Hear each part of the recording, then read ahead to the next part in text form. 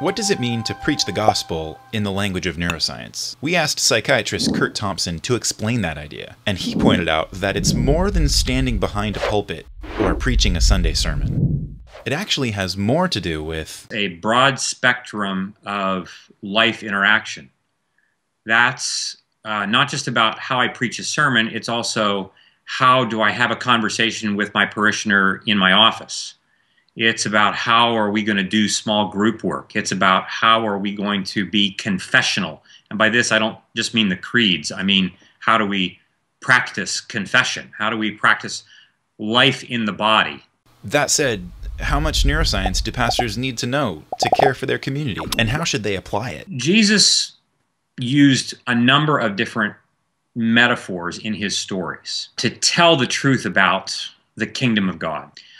I don't know that Jesus necessarily was an expert at farming, but he knew some things about planting seeds.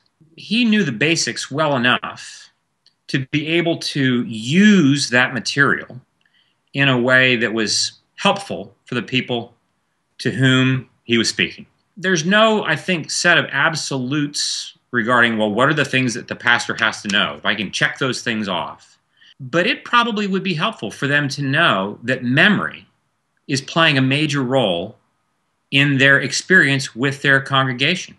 It would be helpful for them to know, for instance, that when they preach a sermon, within 24 hours, their congregation is only going to remember about 3% of it.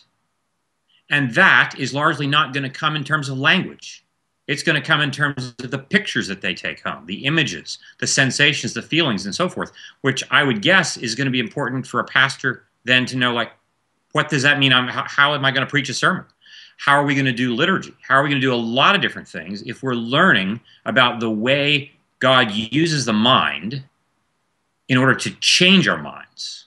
Make sure to check out each of the clips from our interview with Curt Thompson, and for more resources related to neuroscience and the soul, go to the Center for Christian Thought's website at cct.biola.edu.